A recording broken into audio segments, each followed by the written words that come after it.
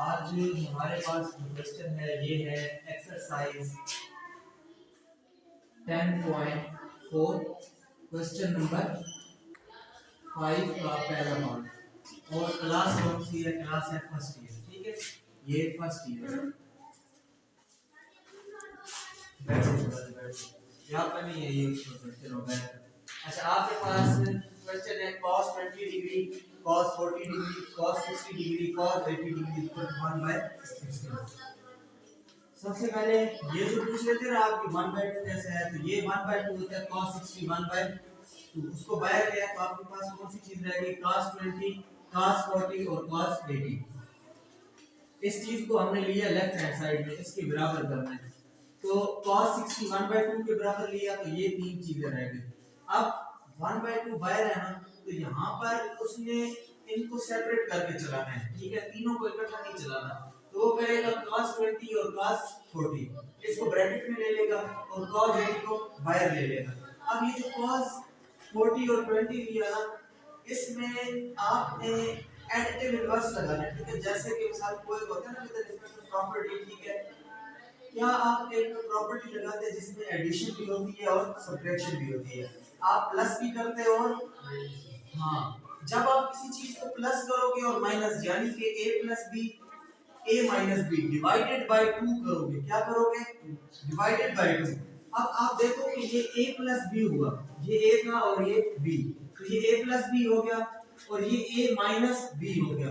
तो जब हमने a प्लस बी और a माइनस बी किया तो वो जो 2 डिवाइड था ना, नीचे इसके 2 डिवाइड होना है, वो 2 इधर बाहर इसके साथ डिवाइड हुआ, तो इसके साथ समझो कि 2 के साथ मल्टीप्लाई हो गया। ठीक है, तो यानी बताने का मकसद ये कि ये आप कहोगे ना 1/2 से 1/4 कैसे हुआ।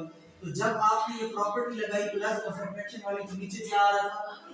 2 को भी डिवाइड करना है, लेकिन हम इधर 2 नहीं लिखते, इस 2 को इधर इस 2 के साथ मल्टीप्लाई करके नीचे क्या लिखते हैं? 4 ले लेते हैं। ठीक है, पहला स्टेप तो इसके साथ ही आ जाएगा।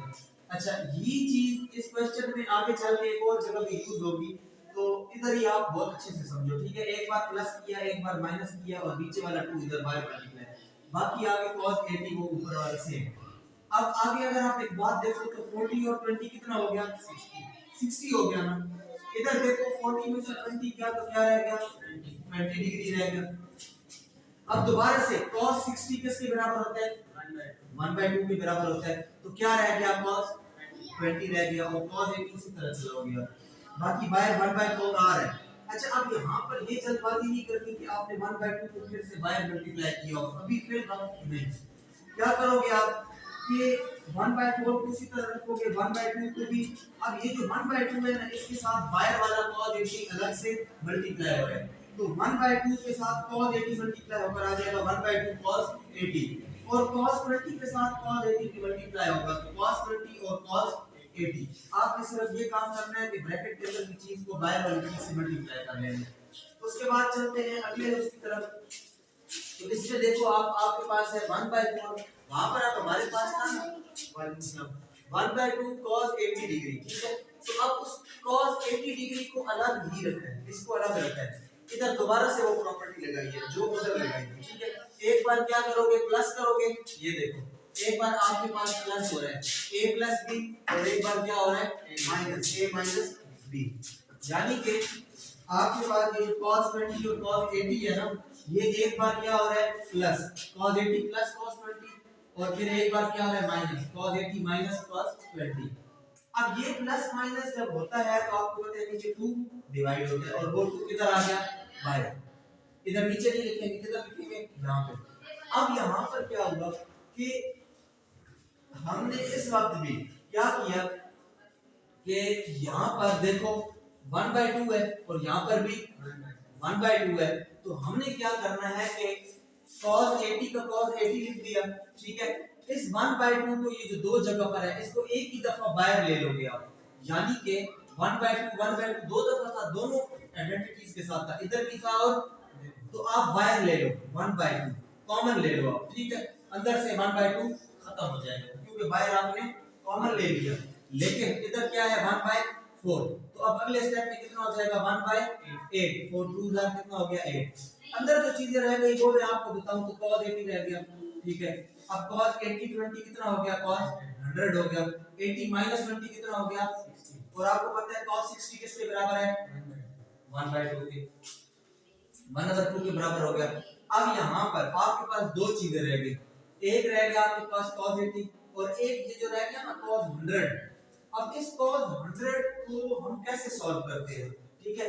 इसको सिंपल सॉल्व, अगर मिसाल के तौर पे ये दोनों चीजें बच जाती ना तो फिर ऊपर वाला काम करना पड़ता है, एक दफा प्लस एक दफा माइनस। लेकिन यहाँ पर cos 60 की जगह तो हम डायरेक्ट 1/2 लगा सकते हैं, तो इसको दोबारा से सॉल्व करने की जरूरत नहीं। जस्ट आप क्या करो, 100 है तो 180 माइनस 80 कर दो, तो 180 में से 80 गया तो कितना रह जाएगा, 100।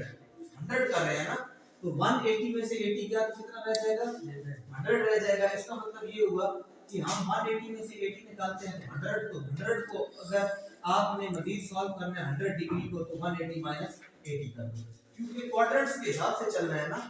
अब यहाँ पर ये काम हो गया। अब देखो, अब दोबारा 1/8 इसी तरह आया, cos 80 भी उसी तरह आ गया। अब यहाँ पर जब आप 180 में से cos 80 निकालते हो, ठीक है, तो आपके पास आया माइनस cos 80 डिग्री। ये हो गया cos 80 डिग्री, ये हो गया 180 माइनस तो cos 80 डिग्री प्लस 1/2।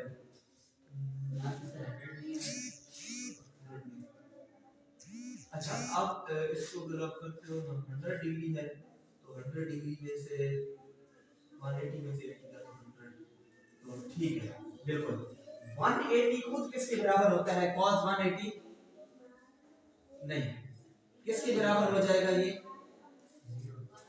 0।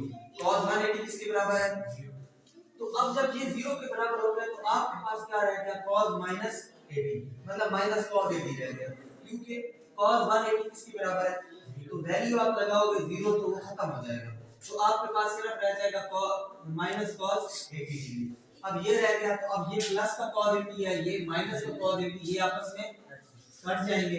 आपके पास बाहर रह गया 1/8 और अंदर रह गया 1/2, तो अब नीचे वाली दोनों चीजें मल्टीप्लाई हो जाएंगी और क्या हो जाएगा 1/2। तो यही आपकी क्या है, राइट हैंड नहीं सॉरी क्या आई थी, लेफ्ट हैंड साइड। तो देखो लेफ्ट हैंड साइड बराबर हो गई राइट हैंड साइड, ठीक है। तो इस तरह ये क्वेश्चन यहाँ पर प्रूव हो गया।